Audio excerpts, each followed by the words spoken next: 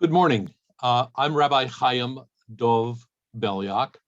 I'm the Executive Director of Friends of Jewish Renewal in Poland. And I'm joined by our guest speaker today, who we'll introduce in just a moment, Natalia Aleksiun, but also joined by my friend and colleague, Marek Jozowski, the chair of Beit Polska, the progressive Jewish community in Poland. And we are each going to greet you. For those of you on the West Coast, we're beginning at 10 a.m. And for those of you like our guest speaker, it's already 7 p.m. in the evening. And we're very pleased to have all of you with us on what in America is called Mother's Day. And I know that many of you are taking a break before the various festivities celebrating Mother's Day.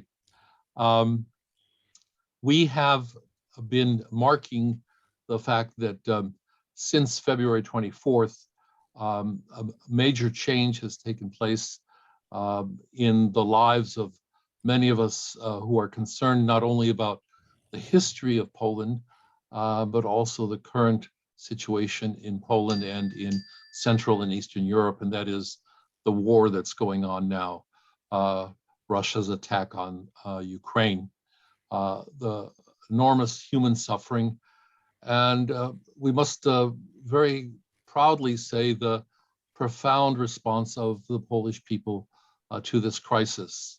And we will be announcing an event that relates to that, which will take place on June 12th. And I'll ask you to mark your calendar for that. Just a word about the program Freighted Legacies. One of the challenges that we have is that for many of us, the actual life as lived by people in Poland is hard for us to construct. Justifiably so, the history of the Holocaust and everything that happened during those 6 years has often made it difficult for us to see in a clear way what the challenges of Jewish life, Polish life were in the period much before World War II. One of the reasons for Freighted Legacies is for us to be able to recover not only the history and the challenges of that 6-year period, but also the life of the Jewish community in Poland before that. Today we're going to be looking at the work of Natalia Aleksiun, but before I introduce her and her book, I would like to turn to my colleague Marek Jozowski and to invite him to greet our audience. I'm very happy to greet everyone, and I will do so very briefly, not to take away the valuable, precious time, limited time from the knowledge and the wisdom that flows from research that Natalia has put into her book, and I'm sure will encapsulate in her brief lecture for us all. I just want to say hello from Warsaw as a representative of the Jewish community here, of its progressive arm. However that sounds to you, wherever you are in the world, we are a minuscule community and very much aware of it, a minority within a minority. At the same time, we are doing whatever is within our capacity or respective capacities as individuals and as a community as well, to further our communal life, our individual life as Jews here in Poland. And I'm sure you're doing the same wherever you are. What we will be focusing on today, and I am very excited every time we have our Freighted Legacies program, because we look at various aspects of how Jewish community and its representatives, be they leaders, but also be their common members, have contributed to furthering and transferring the continuity, ensuring continuity, transferring the knowledge that they've had. And of course, historians have a unique role to play, particularly in the 19th and onwards to the 20th century, in any community of Western civilization. And Natalia will enlighten us on how Jewish historians in Poland have contributed to the lives and awareness, self-awareness of that Jewish community in the beginning of beginning of the 20th century, still unaware of the tragic onslaught that had led to near annihilation of that community. So let me say hello in those words and stop at that and hand over back to, I believe, Chaim for a word of introduction of our illustrious guest tonight. Thank you. Thank you, Marek. So 2 words to our listeners. I hope by this time you have discovered that towards the bottom of the screen, you have a choice of choosing the English or the Polish channel, whichever language you're most comfortable in. Our speaker will be speaking in English and will be translated into Polish. This will be recorded on our website, preserved on our website for you to find. At a certain moment, we invite you to note also the existence of the chat button. And after Professor Aleksiun has had a chance to tell us the gist of her book, we're inviting you to put your questions in the chat, and that will allow her to see the questions as well, and we'll come back to answering the questions. First of all, Professor Aleksiun, we want to begin by wishing you a Mazal Tov on the bar mitzvah yesterday in Warsaw of your son. Congratulations. This is a very auspicious time. Today we find you in Athens, where you're participating in a conference on issues of the Holocaust, which is in some ways, to read your biography a little backwards, because Natalia Aleksiun has just been appointed to a very prestigious chair, the inaugural professor of the Harry Rich Holocaust Studies Chair at the University of Florida. And that's a position she'll be taking up for her inaugural assumption of the chair, but also her inaugural attempt to learn how to drive and live outside of New York. Professor Aleksiun is a double PhD whose work has been not only in the area of Holocaust studies, not only in the area of helping us to understand the unique and important role of intellectuals who serve not only in the academic world, but in the world of teachings in high school and in various aspects of Poland's post-World War I life. But also there are some unique aspects here that are relevant, because the people that are often identified in Jewish circles as being from Galicia are actually today would be associated with the history of Jews in Ukraine. So that in many ways, when we speak about Poland and the unique historical developments on individuals that wrote the history, we speak not only of an event that impacts Poland, impacts Jews, but also Ukraine. Professor Aleksiun has, as you note from the flyer, has taught at Touro College, has done graduate work in Jewish studies of the history of Eastern Europe.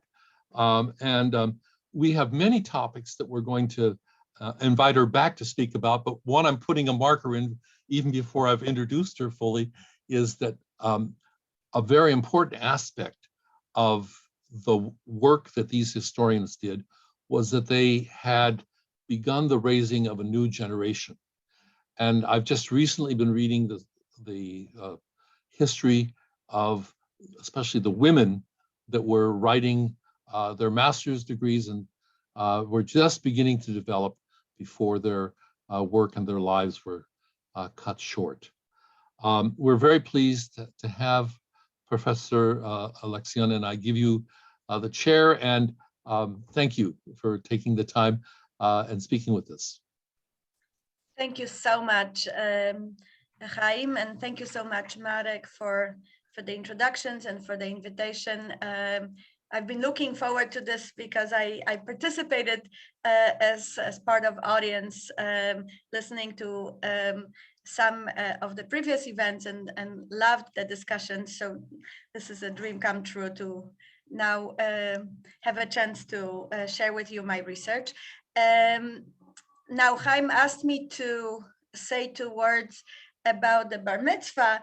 Well, I will say just that not only was that an extremely joyous event, as I'm sure for each parent it is, you know, slightly surprising realization that a child that was a toddler only yesterday somehow no longer is that toddler. But the fact that we were able to celebrate it in Warsaw at the Mojzesz Schorr was extra meaningful. My family, part of my family lived in Warsaw, about 100 meters from where the Schorr is, and likely davened there, or chose not to. But today, this is the only remaining physical shul, and will soon, in a few days, in fact, celebrate 120 years since it was established. So I had a sense of somehow, I don't know, tikkun, a closing of a circle, many very intense feelings on top of that usual, I guess, joy of bar mitzvah celebration, and the fact that we were able to bring to this event a lot of colleagues and friends from the community, but also a lot of friends who have never been to bar mitzvah, and we're curious and happy to see that life cycle event lived as a lived experience. But now let me stop here and talk about Jewish social, intellectual, cultural experimentations. And Marek, I think, pointed out in his introduction to something that is very important and was a challenge for me as I was writing the book that you see here, the cover. And I want to thank again the Littman Library of Jewish Civilization, Connie Weber and Janet Roth, for their incredible care and work and making this volume happen the way it did. So this was one of my challenges, how to think about this project, all this planning, organizing, thinking forward about the young generation that would do certain things that was in fact happening on the edge of destruction, as it were, citing a title of Celia Heller's seminal book. But of course, they didn't know that they were to be the last generation that was raising young Jewish historians for a large Jewish community in Poland. Let me start with just one life, one such life that in a way is a case of serendipity. When I was looking at the files of Jewish students of history at the University of Warsaw, in the Warsaw University archives, working on the book. Among these was the file of young Franciszka Gustawa Wiesenfeld. You can see here her vitae. This is part of every student's application, very formalized self presentation, limited to where one was born, where one did high school diploma, and when one enrolled at the university. What is interesting that the information about one's Jewishness defined in religious terms, as she puts it here, she's of Mosaic faith, had to be stated clearly in that vitae. So this is not a choice, this is a formula. And Wiesenfeldowna, as she was unmarried at the time, came from Kraków, decided to study history at Warsaw University, which in and of itself was interesting for me, since there was a famous university in Kraków, Jagiellonian University. Why would she go all the way to Warsaw for this degree? But the choice of Warsaw was in fact part of my story, as she wanted not just to study history, but rather to study Polish Jewish history. And that was possible in Warsaw. Many years earlier, I met Franciszka Wiesenfeld, not knowing that I was meeting her, because I met her as Safrira Azrieli, who was the mother of my first Hebrew teacher at Tel Aviv University, Rachel Garber of blessed memory. Now, I met her mother, we spoke. She mentioned she was attending the Institute of Judaic Studies in Warsaw, and I did not grab a tape recorder and did an extensive interview with her. I didn't know that years from then I will be interested in her life, in the lives of her classmates, in the choices that they were making, motivations, life plans. So in a way, I was introduced into the topic before I knew I wanted to do it. And here you see Wiesenfeldowna on a list of MA theses that were being prepared at the seminar of Majer Balaban, distinguished historian of Polish Jewry, in fact, a pioneer of professional Polish Jewish historiography, that were printed. This list was printed in 1938 in a Festschrift, a book that was published on the occasion of his birthday and anniversary of his academic work. One thing you might notice, even if you don't read the titles of the MA thesis in preparation, some of them were completed, some of them were not. But what you might notice just looking at the names is that there is a substantial number of women among them. And this is something that I would like to draw your attention to already at this point, that this is in fact a project that at its peak in the 1930s is going to include a great number of young Jewish women, and leave it for us as a question. Why would young Polish Jewish women be interested in pursuing a career in Polish Jewish history?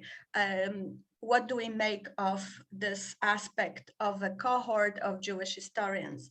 And so just to put a few faces to this project and to Jewish women's presence in this project, in student files, you find often, they are not always complete, but you should find among other documents a document of their high school diploma, and that document would include a photo. So this was in fact one of my favorite sort of biographical aspects of research, to be able to see the faces of Polish Jewish historians, as many of them left very little trace behind them. In fact, I know just the bare minimum about many of them. Now, they are part of a cohort that doesn't come out of the blue. This is not some sudden explosion of interest in Polish Jewish history in that generation that enters Polish universities, and really in particular Warsaw University in the 1930s.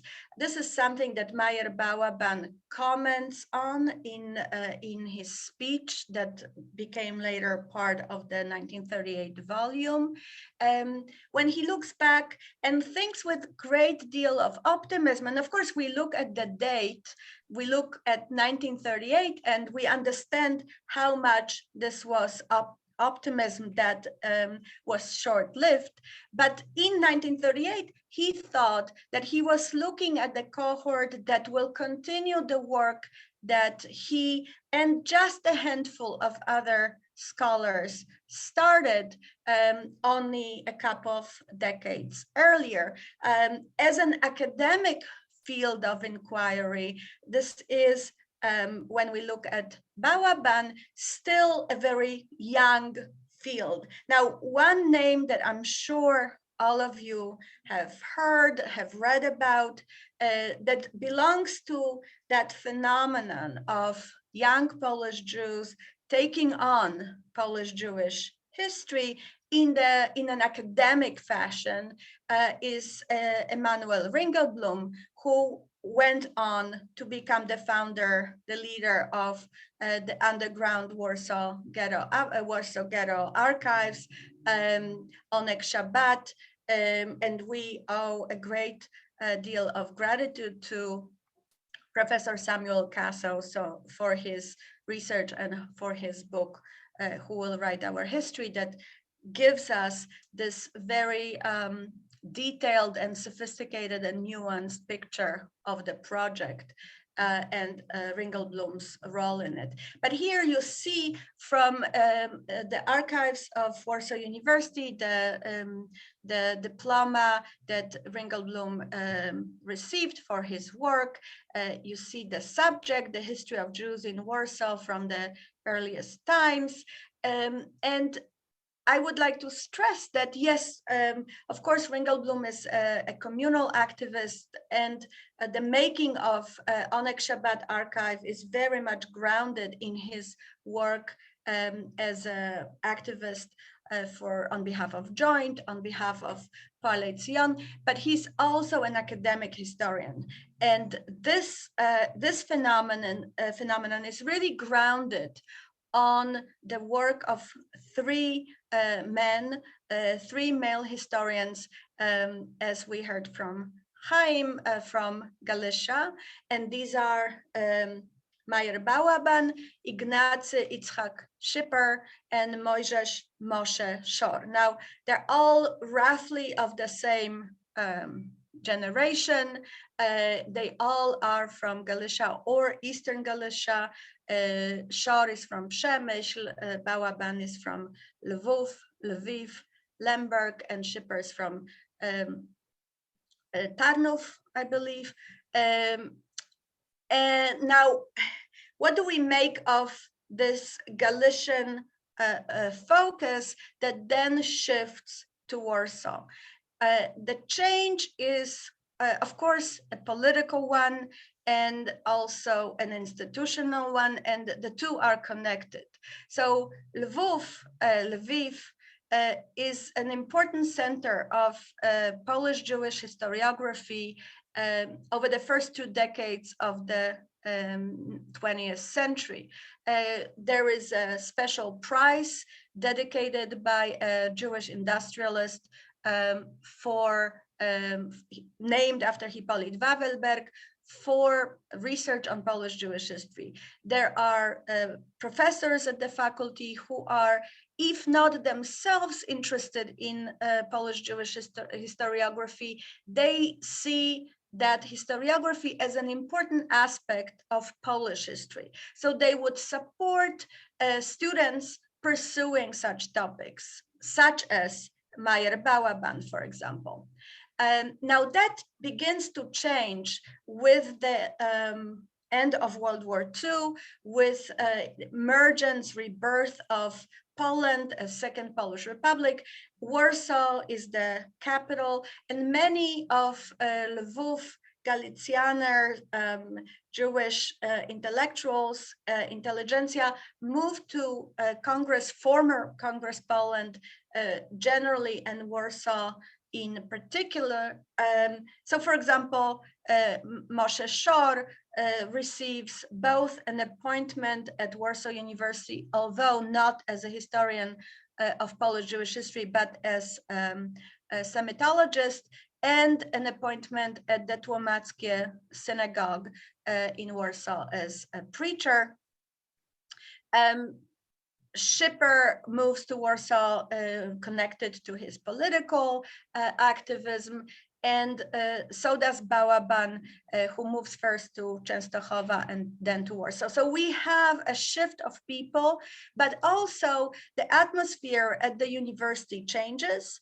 On the one hand, there isn't as much of institutional support for Jewish history writing in Lwów as there was earlier, and there is such support in Warsaw.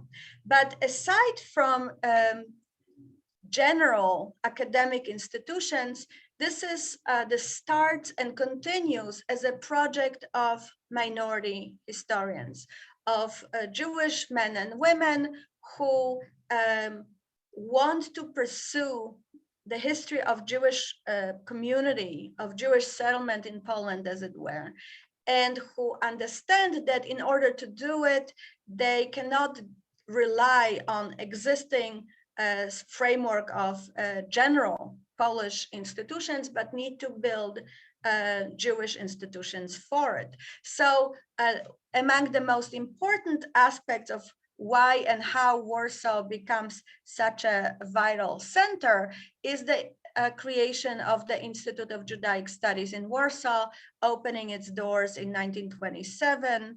That building today is a Jewish Historical Institute.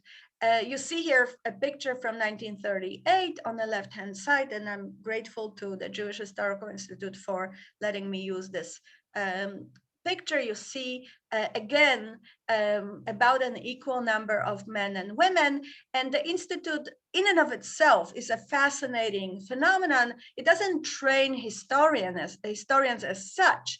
It trains social workers, teachers, and rabbis, and they are to serve the Jewish community of Poland.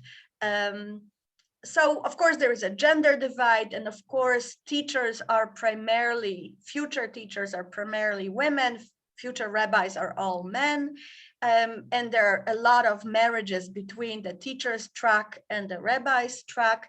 But regardless of what track you're pursuing, history is a very important aspect of the curriculum. And in fact, Franciszka Wiesenfeld, with whom I started, attends not only Warsaw University, but also the Institute of Judaic Studies, which by its bylaws, if you enrolled, you needed to be also a student at the university. Now, what would you study?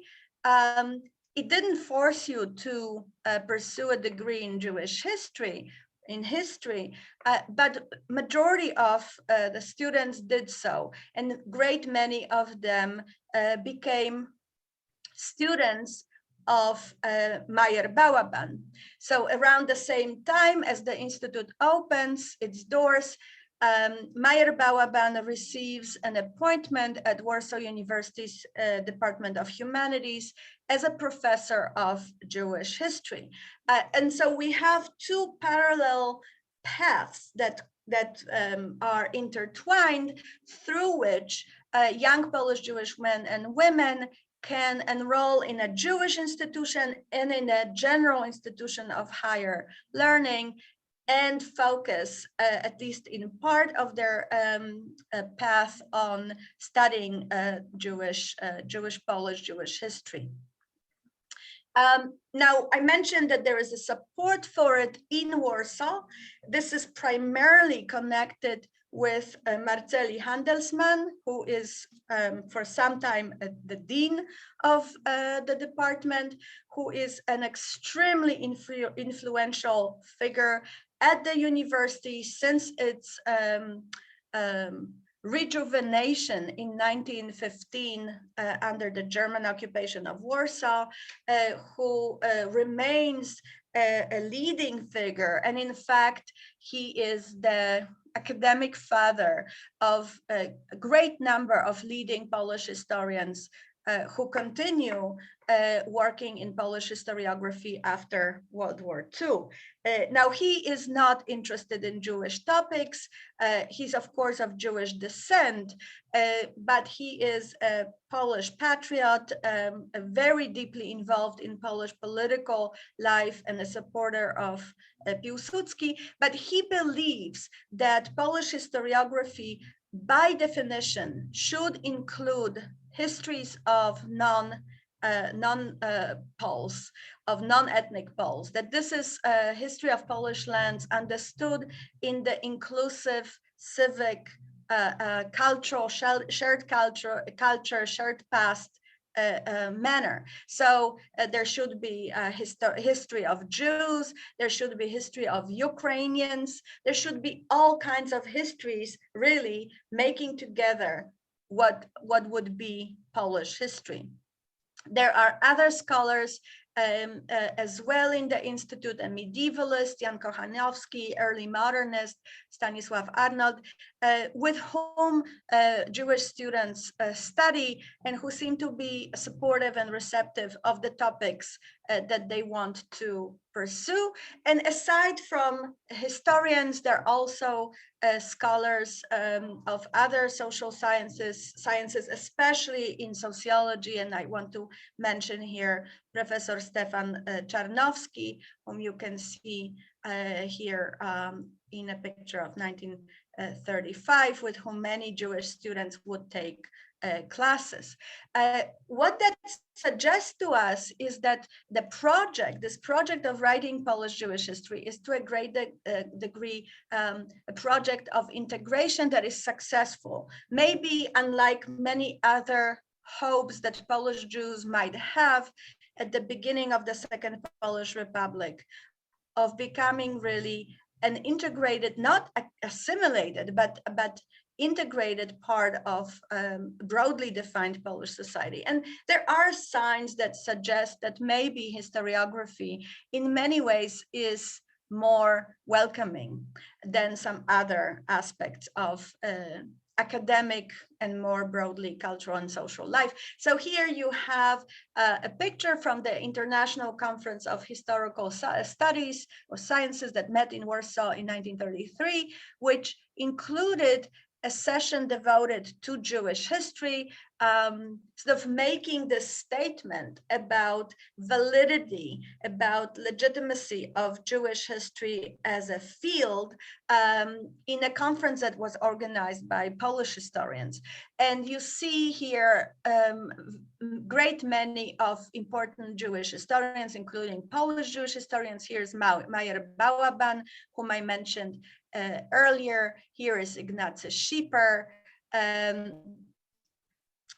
Here is Raphael Mahler, and here is Filip Friedman, whom I may not have enough time to talk about those last two. Nevertheless, this shows us on the one hand, this welcoming aspect of Polish historiography and Polish historical profession. But of course, this is just one side of the coin. The other side of the coin is that there is an increasing sense of academic and more broadly universities as spaces from which Jews are restricted, pushed pushed to the margins with the project of removing them from these spaces altogether. And just as an example, this is the entrance to the main campus of Warsaw University with the calls for ghetto benches and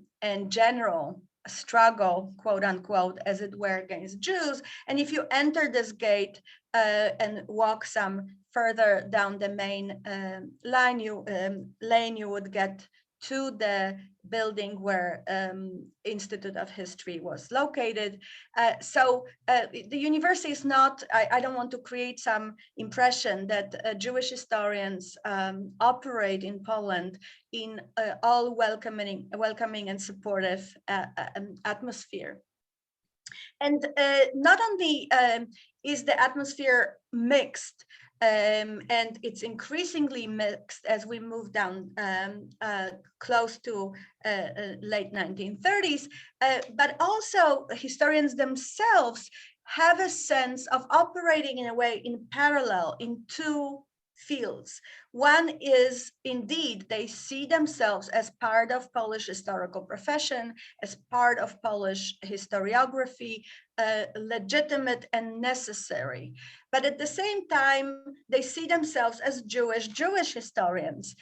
So one aspect of it would be writing, publishing in Yiddish, which by definition really means that you're publishing for a Jewish audience, and you're publishing for Jewish audience not limited to Polish Jews, but more broadly, let's say Ashkenaz or Yiddish reading audience. And so we have a number of Jewish scholars. Emanuel Ringleblum is certainly one of those who are extremely proactively supportive and see importance, not only in producing Polish Jewish history, but also in producing it in Yiddish. And among those is Bela Mandelsberg, a historian from Lublin and of Lublin, who writes a great deal of her research in Yiddish, although, of course, when she studies at Warsaw University, her thesis is in Polish. But Jewish historians of the younger generation create a journal, and when they create a journal, only 4 volumes appeared, 2 under the title of Junge Historiker, Young Historians, 2 under the title of Blätter für Geschichte, Pages of History. But when they choose to create a journal that would be a forum for their research, they created this journal in Yiddish. And that's obviously a very important statement, because they might as well have just done it in Polish. They were all completely bilingual and had academic degrees in Polish. Just to give you a close look at the kind of lives that students of Polish Jewish history lived.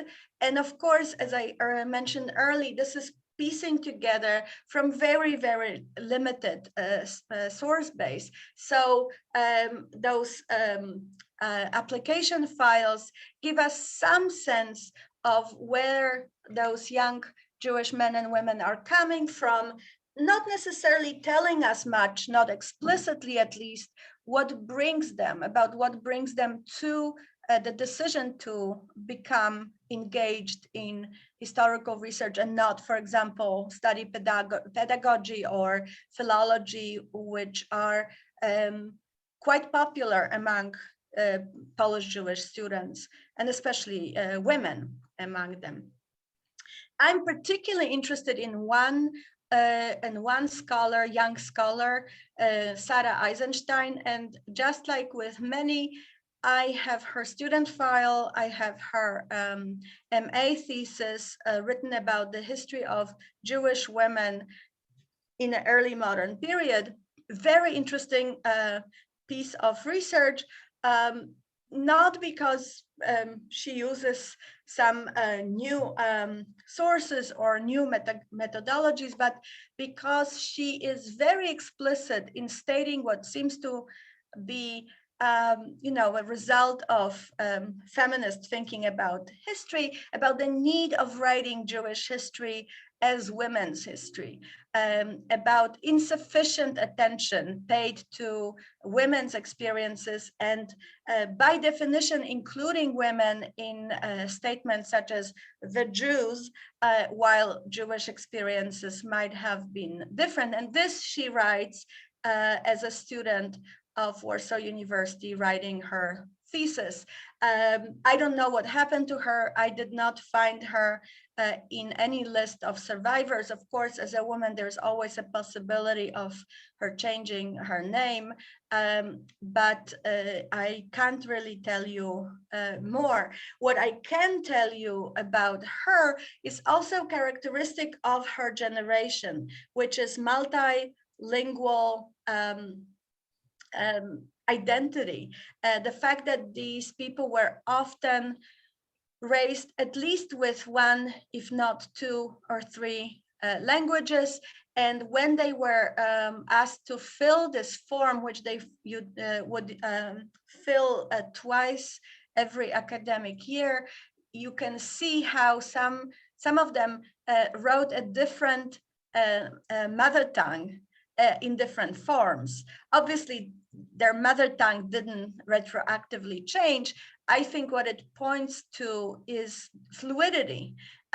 However, in this case, in Sarah Eisenstein's file, I am extremely doubtful that this Jewish woman from Łódź actually spoke Hebrew as her first language.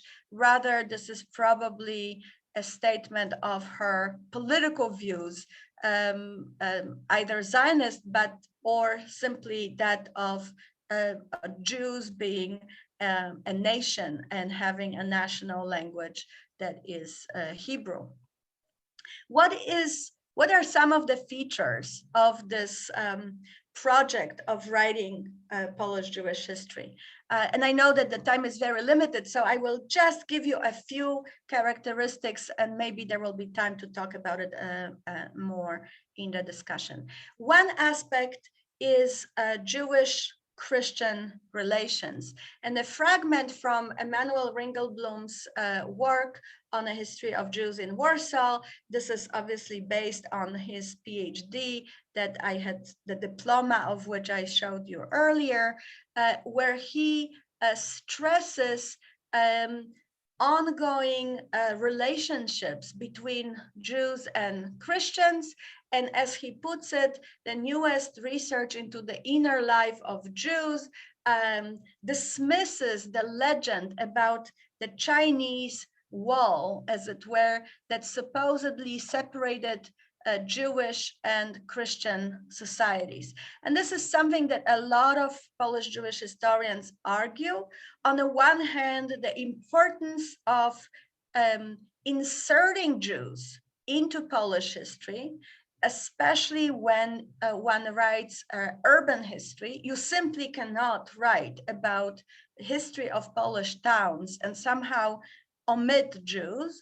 And the second is that Jews and Christians did not live in separate bubbles, that there were extensive interactions, and they were not always negative.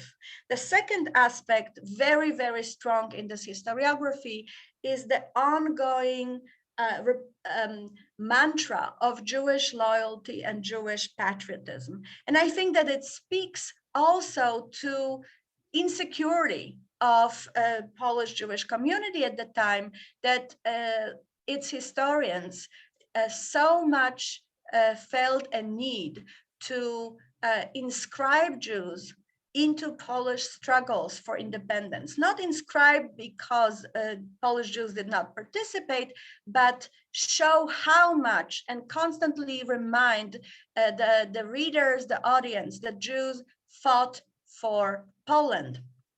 Now, just two last sentences. What happens with this cohort of Polish Jewish historians.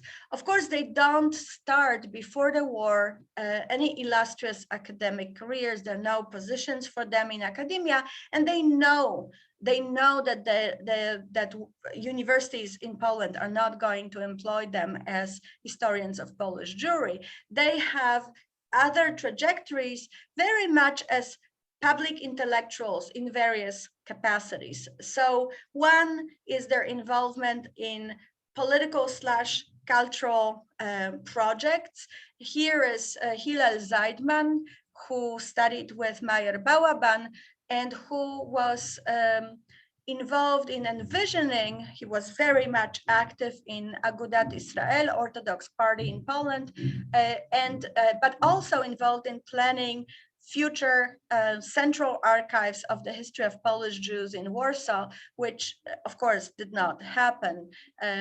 But he had a vision of a modern institution in which all documents pertaining to Polish Jewish past would be collected and made available. Another path is rabbinate, and this is particularly in military rabbis. I spent some time in my book discussing how these military rabbis included history in a way in which they shaped Jewish draftees, teaching primarily in Jewish gymnasia, where Jewish history was very important part of curriculum. And then there is a question of Polish Jewish historians, those trained by Balaban and other Polish historians who leave Poland before the war and who continue their work as public intellectuals, as historians abroad, either in Palestine, Israel, or especially in the US. So this is a story that in a way ends with the Holocaust, but in some way continues through people who survived, through people who emigrated and continued that project after the war. Thank you very much. Thank you, Natalia, for this overview, breathtaking and comprehensive. But having had the privilege of reading the book, I repeat the invitation that everyone needs to go out, buy the book, read the book. It's not only inspiring to hear you, but it's inspiring to read the book. And at this point, we're inviting people who would like to submit questions. And I actually have a question that takes off part of where you stopped, the fate of several people that were trained in Poland, Schottky, Mahler, Friedman, who in different ways wrote about Polish Jewish history and in different ways had an impact after the war, that maybe you could share a little bit about those three among others. Schipper, Friedman, and? Schottky, Schottky. And Mahler. Mahler. This is great. Thank you so much for giving me a chance to fill a gap that was really left by my attempt to not take the whole night before we go into the discussion. So Schottky is a particular case. Schottky leaves Poland, and he is a fascinating story, which I think deserves a book of its own. This is the so-called Litvak Jew. His family stems from Russia, comes to Warsaw. He becomes interested in Polish Jewish history by, I don't know what kind of advice this is for Jewish parents, but he's being taken by his father to attend funerals of famous Jews at the Okopowa cemetery in Warsaw. And he becomes fascinated by Jewish past, visits the Tłumackie library of the Tłumackie synagogue, and this is a Warsaw, Russian Jew turned Warsaw Jew. But where is he sent to study when he's identified by a milieu of educated, somewhat Polonized Warsaw Jews? They believe that he is a perfect candidate to study Jewish history in Lvov, because at the time there is no place in Warsaw, there is no institution where he could academically study Polish and Polish Jewish history. So he becomes a student of another fascinating figure of Shimon Ashkenazi, another Jew, a great writer who has very little interest in writing about Jews.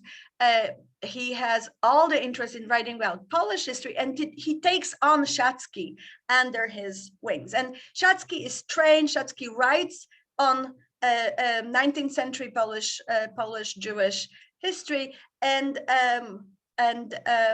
goes right on the verge of the Second Polish Republic. He is sent to investigate the Vilna pogrom that was carried out by Polish military after the city was taken. And the result of this investigation are swept under the carpet. And for Szatzki, who is a great Polish patriot, this is just a heartbreaking experience and kind of pushes him towards emigration. But he becomes involved in the Evo branch in New York. He continues writing Polish Jewish history, and the most important, I think, of his work is his multi-volume history of Jews in Warsaw.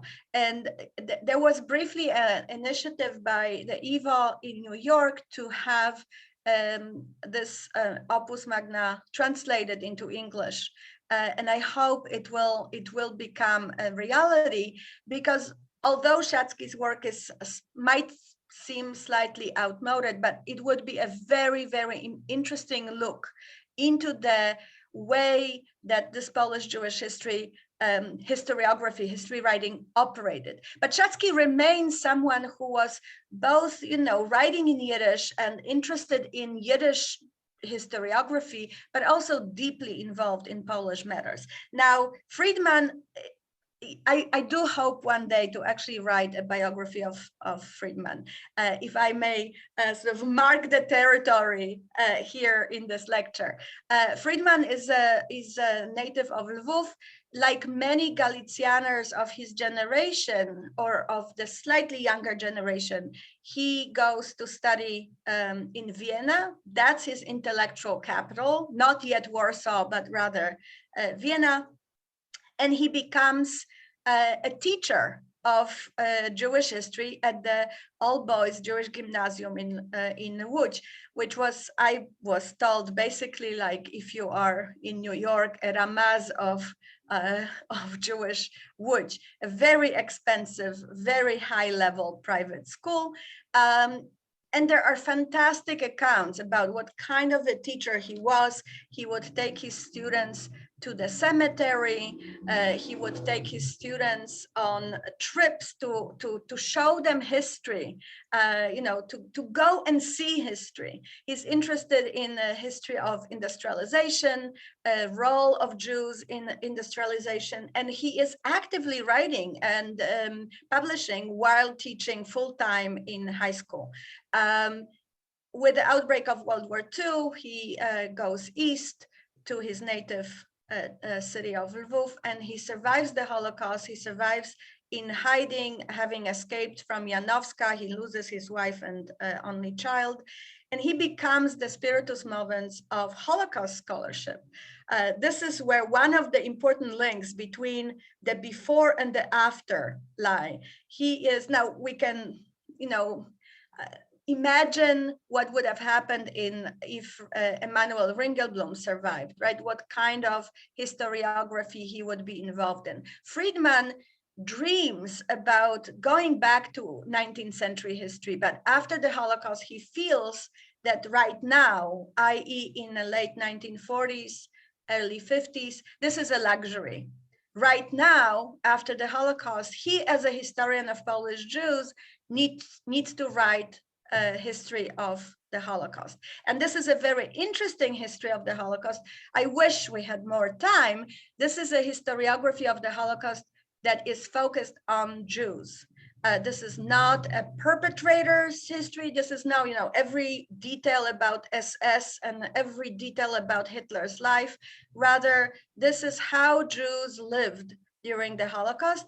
And he claims something that the field hasn't yet fully incorporated, that the years of the Holocaust are part of Jewish history. Jewish history doesn't end with the Holocaust, and certainly Jewish history in Poland doesn't end, because we need to write about how Jews lived and died.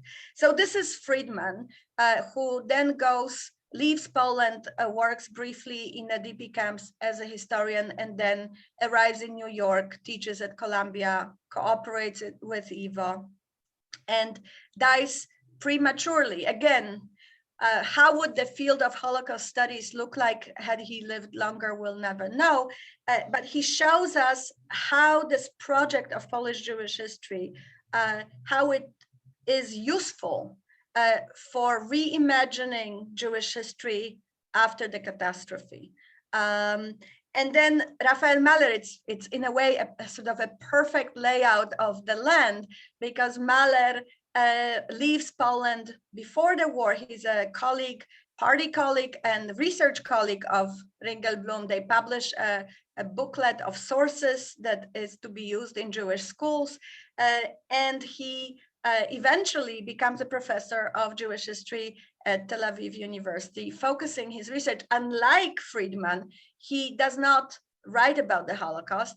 He continues being interested in what he was interested before the war, Haskalah and Hasidism, both studied very much from the point of, through the lens of Marxism. Both Friedman and Mahler are active members of Aleksiun left, of a socialist Zionist party. So we have sort of, a Holocaust historian, an emigrant who becomes a stronghold of Jewish, sort of a center of Jewish research in Yiddish in New York, and one that writes and publishes in Hebrew in Israel. That is a tremendous answer, and thank you for it's just whipped cream on top of all the good things you've done. Thank you, just presenting that. We have one question that's written in chat, and I'm not sure if you can respond to it.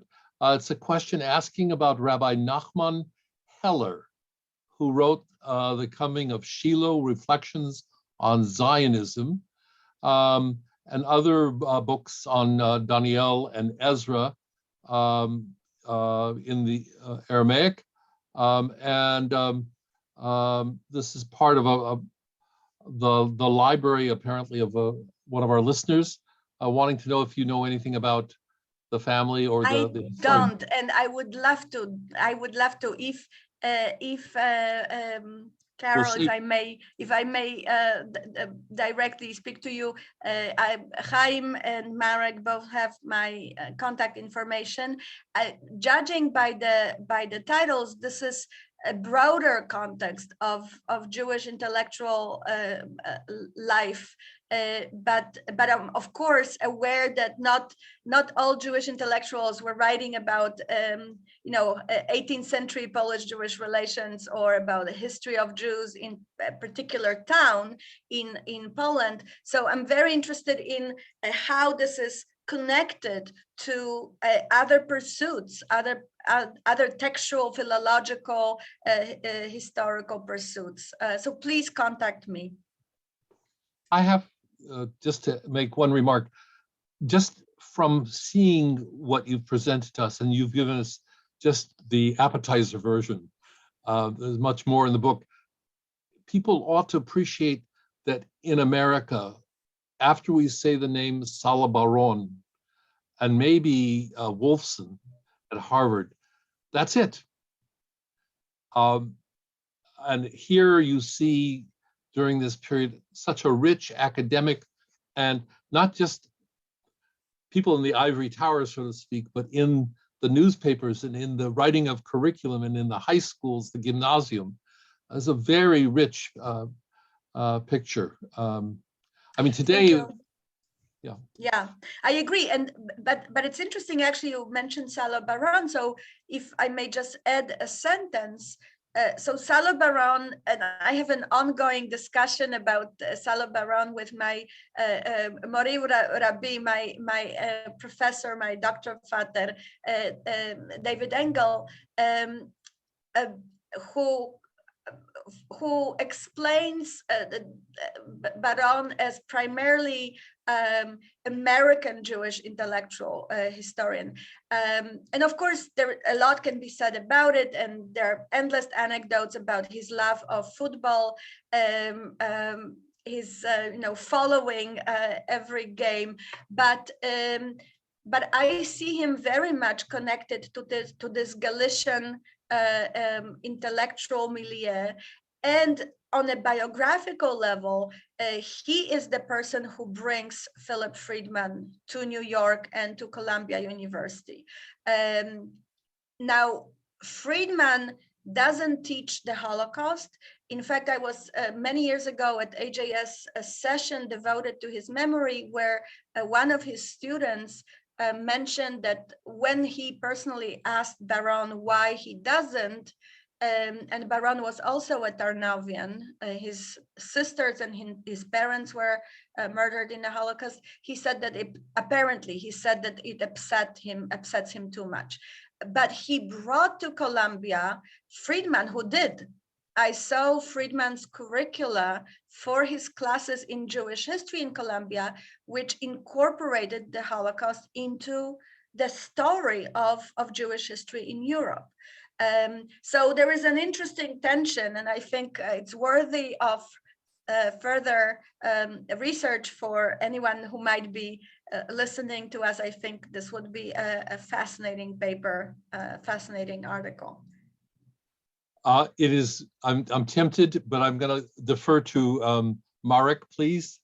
You.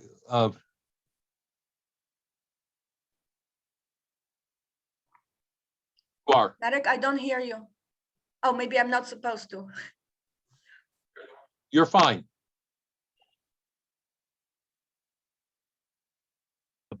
So if I could ask the Terry to help me move to the main floor again. You're good. Okay, I'm good. Okay, I don't know whether we can still pursue the Q&A session, because there are still, I note, at least two questions, one in the questions and answers and the other in the chat, that are maybe worth bringing to Natalia's attention, if I may. One question comes from Karen Goodman, and her question is whether you did whether you're aware that Jewish historians of those times looked at such topics as the arts, such as theater, dance, visual arts, and whether anything of that nature was then published in either Yiddish or in English, or exists in English translation. Yeah. Thank you, Karen. Yeah, this continues the line. You know, there's so much in this universe of Jewish humanities in interwar Poland. Now, I can't think of some of what you mentioned specifically. I don't remember reading anything pertaining to dance, but both Schipper and Balaban, for example, are very much interested in Jewish cultural history. They don't necessarily use the academic language that this subfield uses today, but Schipper writes about the connection between Purim Spiel and theater, about the emergence of modern theater. Balaban is very much interested in visual material culture, and that includes visual culture of Polish Jewry. Unfortunately, in Yiddish, yes, shipper. If you again, please write to me. I can send you references to some of Schipper's articles in Yiddish. I don't think any of them really published at the time in English. So this is much more complicated, and then a lot of this research is in Polish. But I also want to stress, there is so much more. What I tried to do in my book was to tell the story of how this field emerges, how this field, what kind of hopes and ambitions it has, what kind of questions it asks. But there is a lot more to it, and especially if you go to the questions of interdisciplinarity, because these are scholars interested in linguistics, interested in, as I said, culture, interested in sociology, and so there is a lot of conversation going on with other fields, with its Polish and Jewish and Belarusian and Ukrainian participants. So I think it's a part of a bigger project of integrated humanities that, of course, doesn't happen, but this is something that people are attempting. But thank you for these specific questions about these specific fields or subfields. And again, if you contact me, I'll try to dig something from the bibliography that you might find interesting. Mm-hmm. If I may, just one more question. This comes from David Kadar, who is interested in one aspect that we've not heard extensively enough. You've talked about the fact that historians looked at the relationship between language and identity and politics in Jewish life that they've covered. But there is another, the politics has not been, let's say, has not been, you didn't have time to look at that, but is there work that you could point to which actually looks at the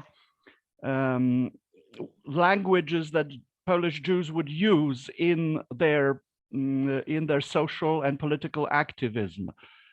This relates to Zionism, communism, and aspects of presence in Polish realities, facing Polish nationalism, and so on. Yes. Well, first of all, I want to say, in my defense, that I didn't mention a lot of things. The book starts in the late 18th century and has chapters that talk about 19th century, and I decided to leave it because we would simply be breathless trying to go through all of this in 30 minutes.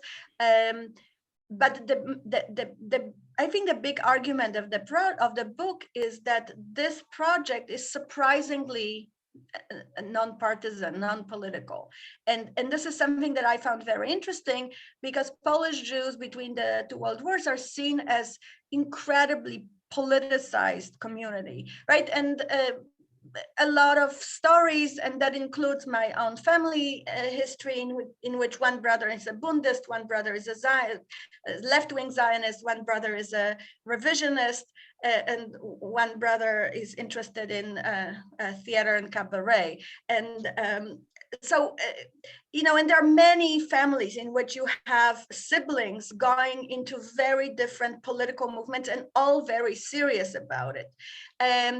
Whereas in this project of history writing, you have Bundists, Zionists, and Agudists, and assimilated Polish Jews, working together to a large extent. And I could give you more examples of this collaboration, but Chaim and Marek will never invite me again for talking too long. About we're language. inviting you already.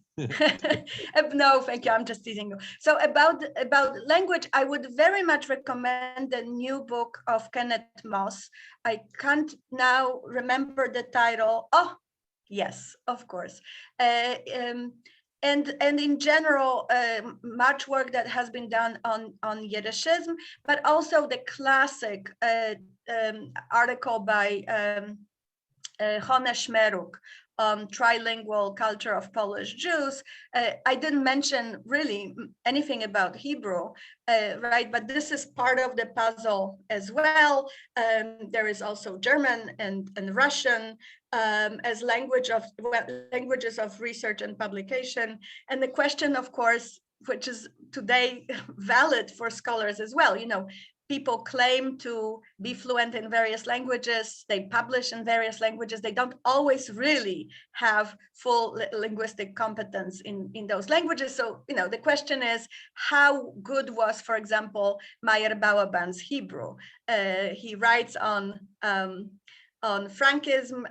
He teaches at the at the Institute of Judaic Studies, but I actually had a chance to interview his student who said, he was of that generation, of that Zionist from birth generation. His family set up a Hebrew language kindergarten in Nieśwież, and he spoke Hebrew from age 0, and he was not very impressed with Balaban's Hebrew. So, it's interesting what these language fluencies mean. And I agree with you that they are often also very political. But let's leave it at that. We have many questions, and Thank you. yes, Mark and I are already inviting you back for any one of the topics that you just mentioned. A word from one of the people writing in about especially the meaning of Hebrew language, which is in itself an important topic. At this point, I want to thank you, and we appreciate very much. This is a late hour after having traveled all day, and the fact that you are with us and still smiling, we don't want to overburden you. We want to thank you. I want to announce that on June 12th, which will be our next Freighted Legacies. I'm still requesting from Marek the proper translation of the words into Polish of Freighted Legacies, which he's been working on. He had it and then he forgot it. We'll jar his memory. This is a very interesting, in some way, departure from what we've done, though we've done programs on music and culture. We plan to do actually a program on Yiddish dance by the person who asked you the question, Karen Goodman. But for June 12th, we have a concert of Ukrainian, Yiddish, and Hebrew music that will originate in Lviv. It is part of our sister progressive congregation, whom we've been helping as much as we can with supplies and so forth. We don't want to say too much about that, except that we're concerned about them and trying to do what we can to help. It will be a benefit event, and we'll give you information about that. And we hope that you'll mark down the fact of that event's coming on June 12th. At the same times that we've normally been broadcasting. I want to thank the beautiful Terry, who is actually sitting in for Dominika Zakraszewska. Terry is in Toronto, Canada, doing the technical work for us. I want to thank Marzena Szymanska, who has done so much in the way of translation work for us, and is working on the Polish side of the dual language. And I want to thank my co-host Marek, and once again Natalia Mazeltov, and enjoy Athens. I hope the rest will also be part of your time in Greece. Thank you so much. We wish you all the best, and we look forward to seeing you on June 12th. Thank you. Bye-bye.